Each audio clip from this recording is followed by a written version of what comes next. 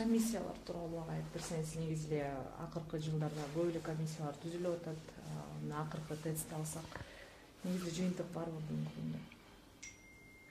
Мен жөн өткөндө маалымат жыйын өткөрүп айттым го. Ар кандай жумушту жакшынакай кылып, ар жагынан шыбап жакшынакай кылып жаап коем десең, комиссия түз деп. Соңку 7-8 жылдын ичинде не деген комиссиялар түзүлбөдү? Мына Ош Коо калаңын чыккандыгы боюнча комиссия түзүлдү. Эмне болду? Жыйынтыгын эл билеби? Билбейт. Андан кийин ошол банктагы банк кутучаларындагы акчалардын жоголгондугу боюнча комиссия түзүлдү. Жыйынтыгын эл билеби? Билбейт. Учактын кулашы боюнча Дача суу айылында комиссия түзүлдү. Бирдеме чыктыбы? Чыккан жок. Ал чыкмак турсун 110 миллион сом ашык эл тарабынан, элдин демилгеси менен жыйналган акча кандай сарпталды, ал боюнча дагы маалымат жок. Акматбек Бакиев ооруканада жаткан жеринен чыгып качып кетти. Анын качып кетиши боюнча комиссия түзүштү.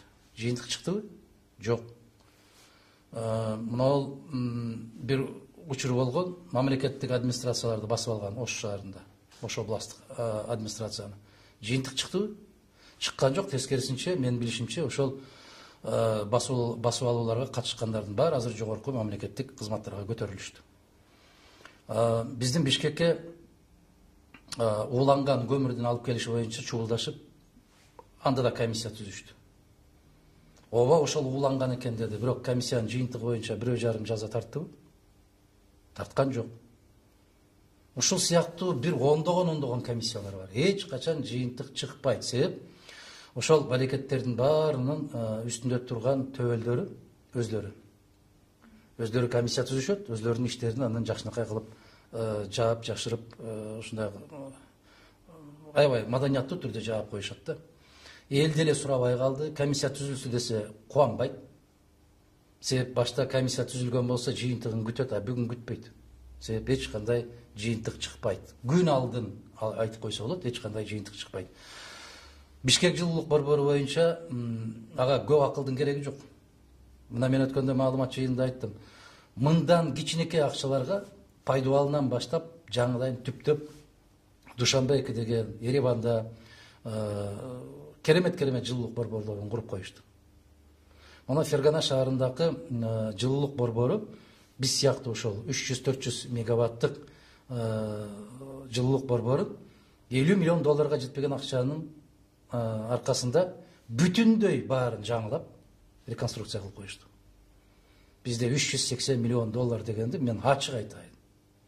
Бул кыргыз элинин каргышына калган бир шорна бүткөн бир топ пайда болгон. Ошол топтун түздөн түз чөнтөгүнө кирип кеткен. Бир эмес 25 комиссия түзсөң дагы анын жыйынтыгы чыкпайт.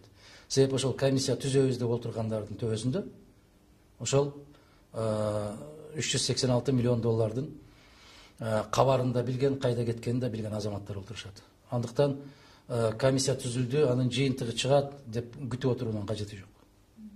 Мен бир да комиссиясына ишенбейм. Себеп кандай комиссия түзүлбөсүн, ал тек гана бүгүнкү ошол бийликтин 100% талабын коргогон, ошолордун кызыкчылыгын коргогон комиссия жыйынтыгын чыгарып берет. Мына ушундай пикирим.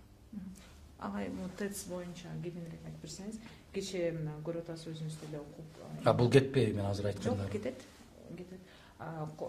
Көрүп атасыз да, анан кандай суроолор берилип атат, баягы коррупция жөнүндө айткан киши жок, ошол 386 миллион боюнча. Бир гана кайсыл мындай технический жактарын айтып атышат да, анын эң күнөөлүүсүн таппадыбы? Насос экен да. Насос күнөөлүү экен да.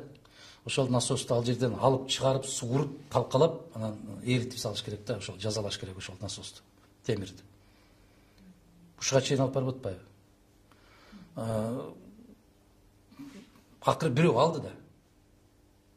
Бирөө мындай бир жоопкерчиликти мойнуна алды да. Мен ушул каражатты алып, ушул каражат менен ушундай оңдотуу, түзөтүү иштерин жүргүзөм деп.